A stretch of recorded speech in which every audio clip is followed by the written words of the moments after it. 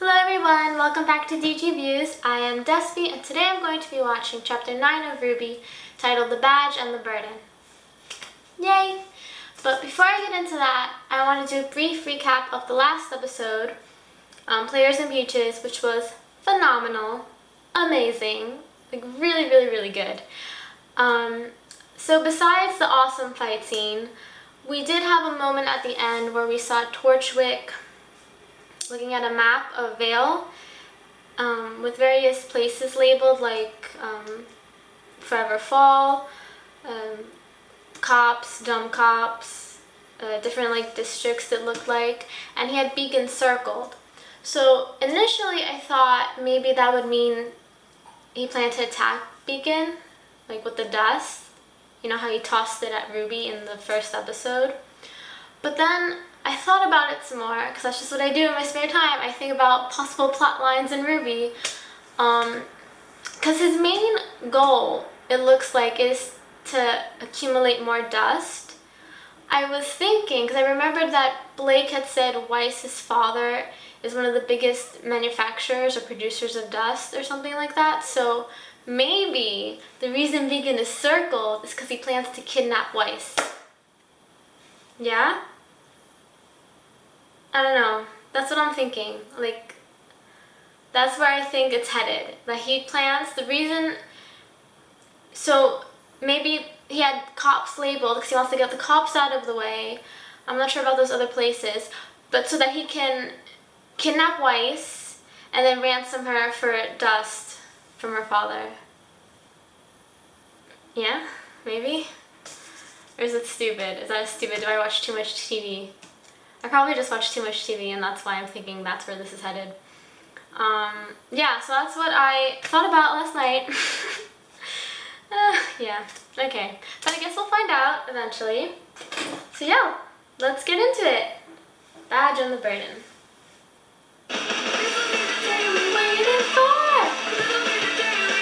I've re-listened to this song like 50 times a day.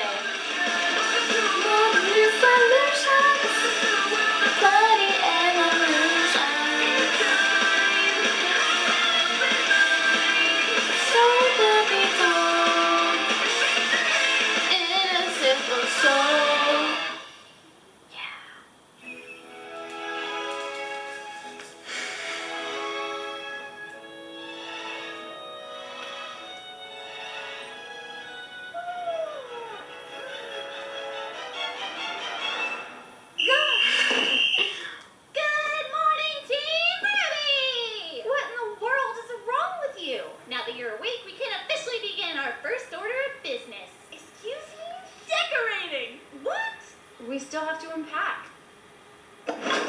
and clean. All right! Weiss, Blake, Yang, and their fearless leader RWBY have begun their first mission. Bonsai! Bonsai!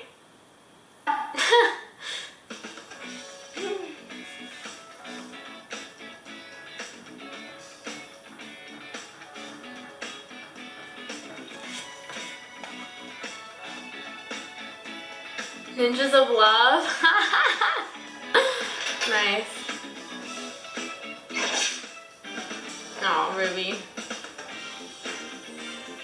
Are those the Rooster Teeth guys? Some of them? This isn't going to work. It is a bit cramped. Maybe we should ditch some of our stuff. Or we could ditch the beds and replace them with bunk beds. That sounds incredibly dangerous. And super awesome. It does seem efficient. Well, we should put it to a vote. I think we just did.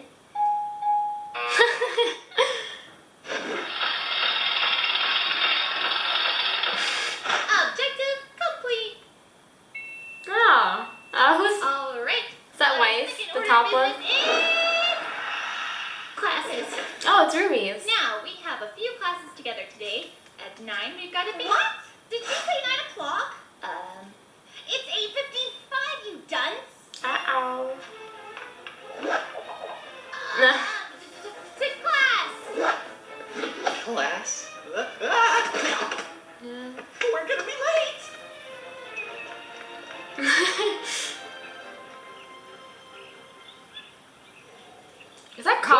T. Demons. Prowlers of the night. Yes, the creatures of Grimm have That's many what names. they fought. But I merely refer to them as prey. Oh gosh.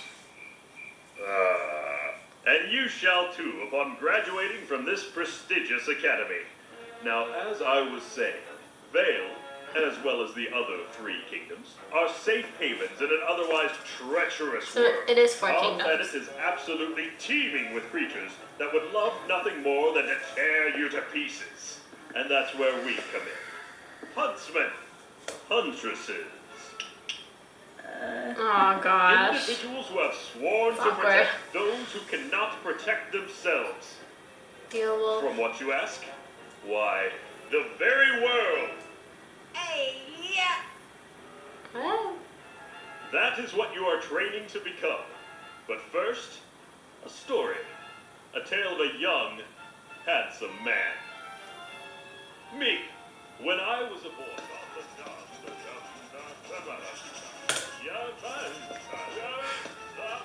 Despite spelling of cabbages, my grandfather was a wise man.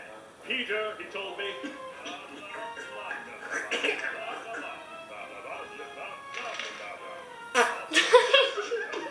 He's so cute. In the end, the Beowulf was no match for my sheer tenacity, and I returned to my village with the beast in captivity and my head held high, celebrated as a hero. The moral of this story? A true huntsman must be honorable. Oh A gosh. true huntsman must be dependable. A true Weiss is gonna huntsman snap. must be strategic, well-educated, Ah. and wise. So, who among you believes themselves to be the embodiment of these traits? I do, sir. Well then, let's find out. Step forward and face your opponent. Ooh, battle! Ow. That was way short.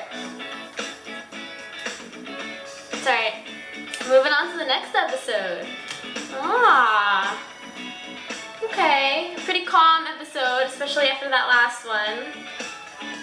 Moving the characters, along. So Weiss is Halloween break. Weiss is not having Ruby's actions in class, huh?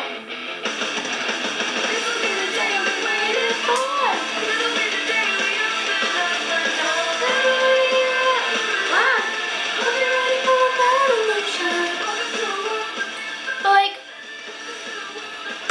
I've been in boring classes where you can't help but doodle and fool around a bit.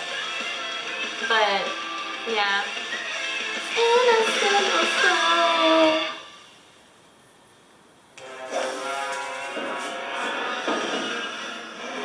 You got this, Weiss. Go Weiss! Fight well!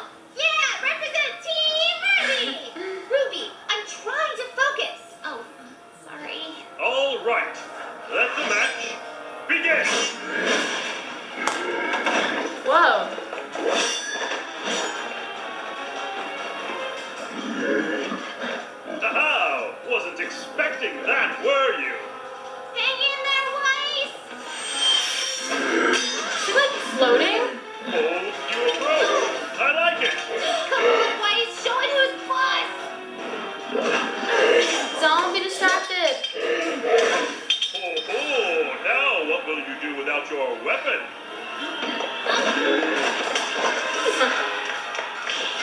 Weiss! Go for its belly!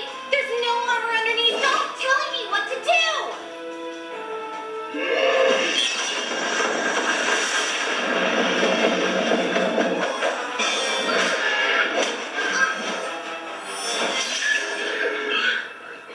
Bravo!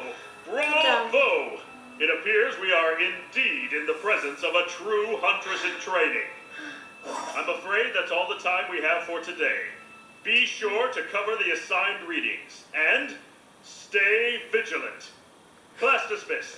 It's like Alastair Moody, constant vigilance. Sorry, Harry Potter reference again. What's with her? Weiss! What? What's wrong with you? Why are you being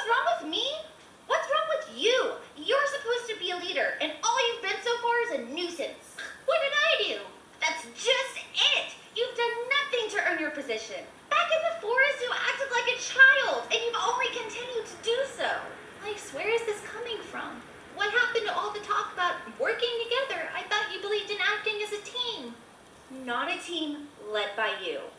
I've studied and trained, and quite frankly, I deserve better.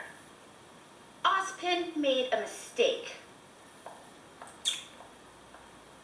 Oh man.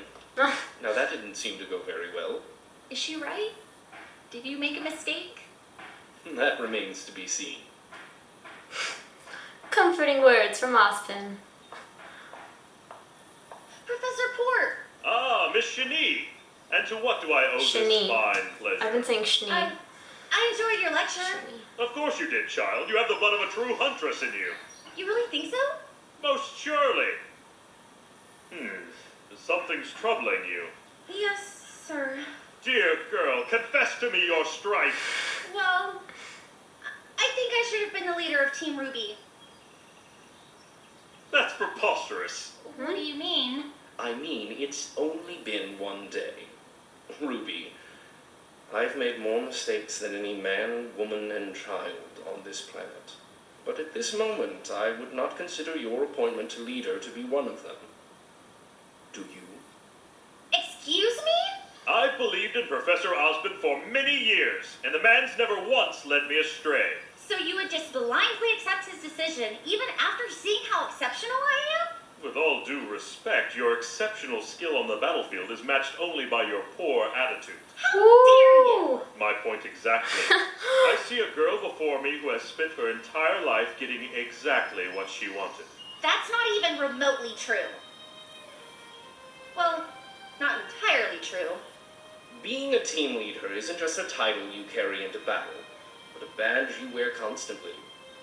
If you are not always performing at your absolute best, then what reason do you give others to follow you? So the outcome did not fall in your favor. Do you really believe that acting in such a manner would cause those in power to reconsider their decision? So instead of fretting about what you don't have, savor what you do. Hone your skills, perfect every technique, and be not the best leader, but the best person you can be. Aww. Good advice. On both You've been accounts. burdened with a daunting responsibility, Ruby. I advise you take some time to think about how you will uphold it.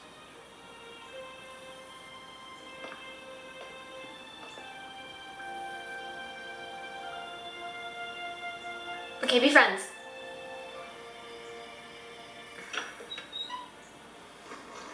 No, of course, that's Blake's. Oh, studying.